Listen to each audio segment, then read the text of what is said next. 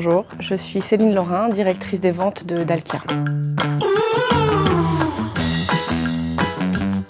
Chez Dalkia, nous avons une approche très sérieuse du carbone et donc cette approche, elle repose sur 3 étapes. La première étape, nous mesurons. C'est une photographie de la situation de départ. Nous pouvons la réaliser soit avec le service Ambition Bas Carbone de Dalkia ou alors avec Urbanomy, qui est la filiale d'EDF spécialisée en conseil climatique et carbone.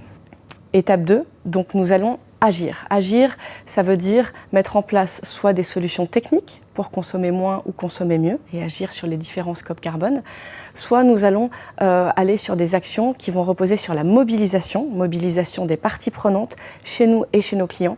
Et ces actions-là vont avoir aussi un impact sur l'empreinte carbone. Étape 3, nous pouvons nous engager lorsque les clients le souhaitent, sur des postes carbone qui sont impactants, et notamment via un contrat de performance carbone.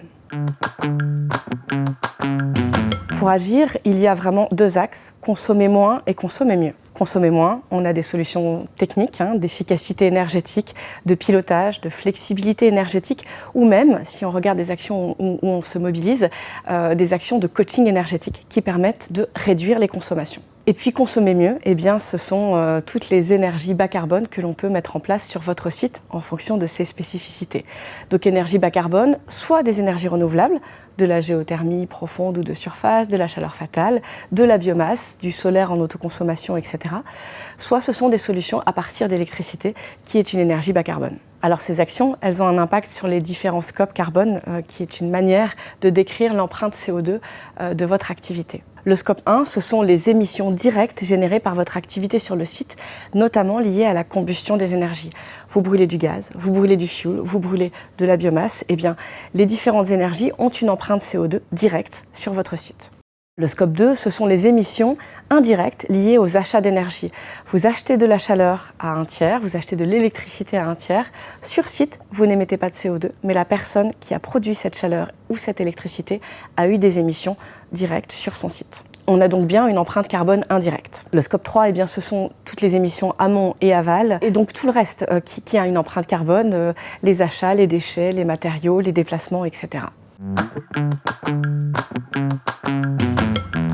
Contrat de performance carbone, c'est nouveau en effet. Nous gardons la même base de baisse des consommations et donc amélioration de l'empreinte carbone, mais en plus, nous allons nous engager sur certains postes d'empreinte carbone supplémentaires pour les améliorer. Donc ça répond à une ambition carbone encore meilleure. Je pense que le monde est en train de changer et ça, c'est enthousiasmant. Nous venons de terminer un observatoire carbone auprès de plus de 1000 décideurs et la moitié d'entre eux veut mettre en place ce plan à court ou moyen terme dans les 3 à 5 ans. Et puis il y a des freins, soit des freins techniques pour trouver les bonnes solutions, or les solutions existent, ou des freins financiers. Et là encore, il existe des solutions, il y a des subventions pour aider les différentes actions du consommer moins et du consommer mieux.